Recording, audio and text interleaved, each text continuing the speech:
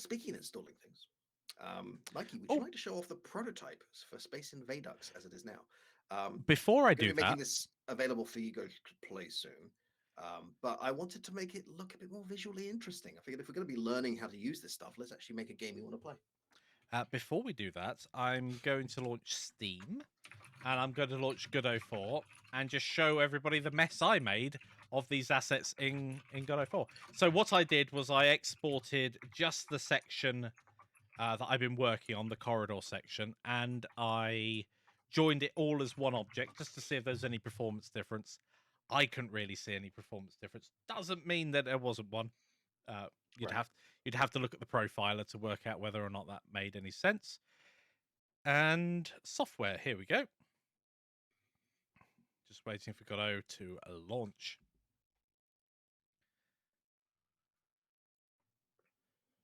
I do like that I'm now at the stage where I can be grumpy old man about technology. Yeah. And unlike my parents' generation, I can say, no, I understand how the tech works. I just don't know why. So one of the things that Jan told me earlier on, is it this little sun icon that I want? I don't know. I am like 45 seconds behind you. I can't see what you the icon that turns on and off the work No, I know light. the one you mean, but I can't tell if that's the one. Ah, okay. Press it and find out. It Press just it. says turn off the sun. Press it. Do those look similar? They look a bit similar now. I love that. So yes, I was just playing around, obviously not with the torch assets or anything, just to see how it would look, and I turned on all the fog stuff and everything. Yeah, and it's coming out pretty well.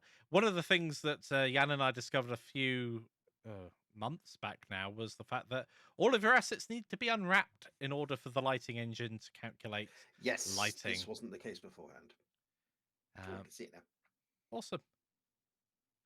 So yeah, there is this is not like set up fully. This is just Mikey to see how his assets looking in Godot. Yes. And yeah. I did have fun when I tried to import the GLB. I got an error message coming up about I need the FBX to GLB. It was very confusing because I wasn't converting FBX to GLB, but it turns out you do need that. And it says click here, and it doesn't look like a button. And I know they're still improving the UI things. I'm like, it says click here, but there's no button. Where do I click? And it's actually the text that you click on. It's a relatively straightforward fix. But when you're like, oh, I've lost all my ass and all that lot, still in that, like, oh, but yeah, it looks really nice bringing it in, and I'm looking forward to seeing what Yang can do with it in Godot itself with all of the rest of the special lighting and everything. We'll have some fun. I'm also going to put a ceiling on it, but my ceiling is literally just going to be a black plane so that the light can bounce off something. Just put a black. It doesn't plane. need a texture. It just needs something for the light to bounce off. Yes, that's one of the things that I didn't bother doing. I just let the sun bounce in. It looked pretty. Yeah. Space Invadux. I'm going to turn this on, and then I won't be able to hear anything for a moment. So let me turn that down. So if you've got things to say about Mikey, now's the time. Well, I was too quick, and that's typing. I can see what they're typing. Right. So I'm just gonna change something over, and a note to the editor. Jan will now be muted, but I want the audio from the game to come through. So hopefully you can hear the music, but I can't turn it down that much, and we can hear Jan as well. They're just on the same track.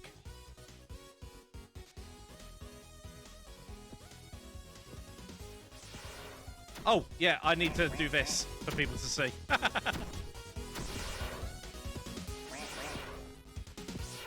This is surprisingly addictive. And I'm going to do that because the music is still very loud and I couldn't hear Jan. Oh, and I want people to hear the pig. Oink. Are you still there, Jan? Oh, where'd Jan go? I'm here. Oh, you are there. I thought I'd lost you then. Don't do that to me. I muted it so I wasn't being away.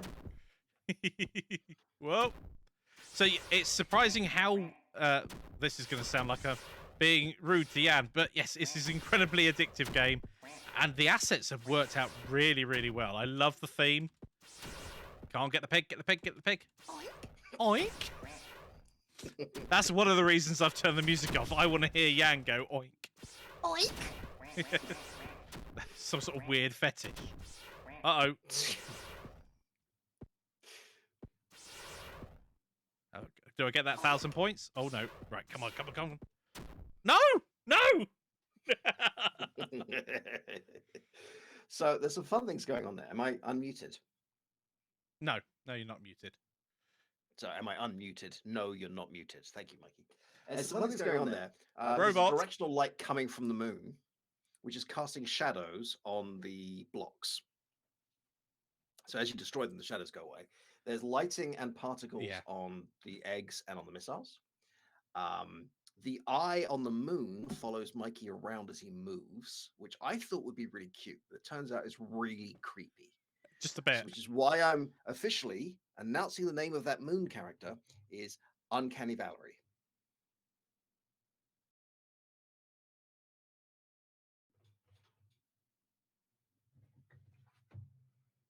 Anyway.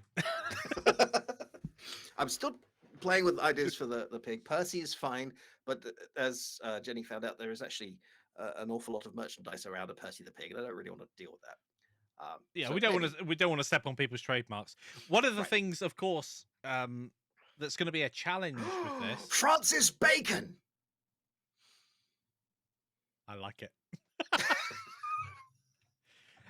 one of this section is going to be jam packed with information, because as Jan said there, we've got particles, obviously a control system and everything else, lighting, shadows, getting the eye to follow the character. Yeah, to follow. Instancing with an instancing with an instancing. So teaching best practices of, okay, I've made a block. Now I want to make a barrier, which is going to be a series of blocks. Each one of those blocks is its own scene within that scene, and then have multiple copies of that within the scene. Why we want to do it that way, what the advantages are. Yep. Physics bodies, yep. Specifically character bodies, and areas, because we have static bodies in a character body. We have walls and the floor and the ceiling, and we don't have the ceiling, and we have the penguin, but the actual projectiles and the ducks are all areas. He's a French pig, is he? He's a French pig. Francis Bacon. He was named after the. Never mind. I am a Luddite, Jan.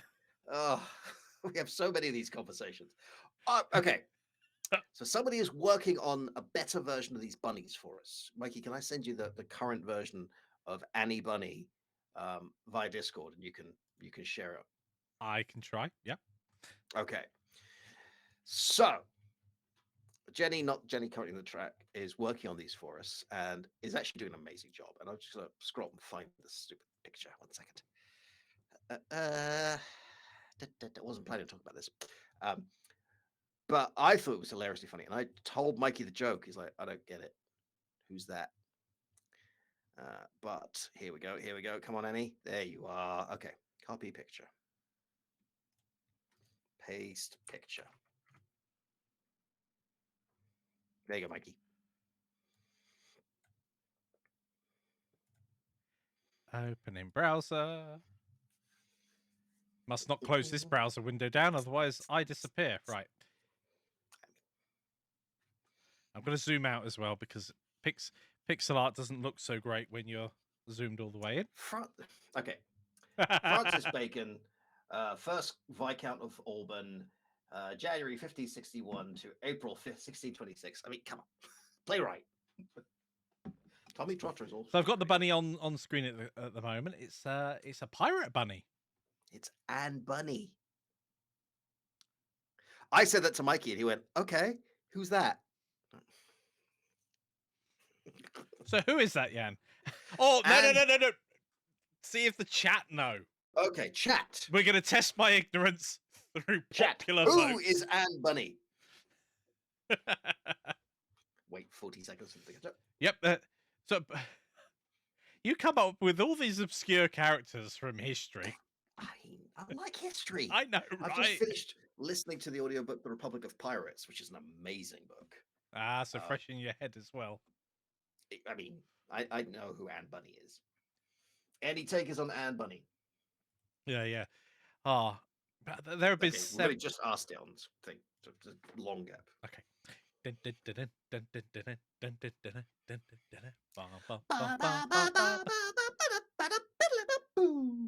Bugs' girlfriend's as Todd. I mean, sure. Troderick, pretty good. Wife, maybe. All right. Anne Bunny was a pirate from the golden age of piracy, based out of Nassau. She was married and arrived on the island and was, and I quote, a libertine who liked to sleep with everybody. And her husband was very upset about this. She didn't want to be with her husband, so she decided to run off with another man. Then she decided she didn't want him and became a pirate in her own right with her own crew and was like really feared. Like people just did not know what to make of Anne Bunny. But yeah, Anne Bunny was active towards the end of the golden age of piracy, so the last sort of 4 years of that 10-year period. The golden age, right around the age of the time of Blackbeard's death. So I think I'm absolved. Gerard got it. My learned friend. Yes, you're right, Deirdrick. It is Anglo-centric, but unfortunately, most of my education is going to be okay. I know Francis Bacon because I'm a theatre history nerd because I used to be a professor of theatre history. Like I would very much have liked to go on with Racine, but there's no way of using that in or Voltaire or any of the other great playwrights, but it wouldn't have worked.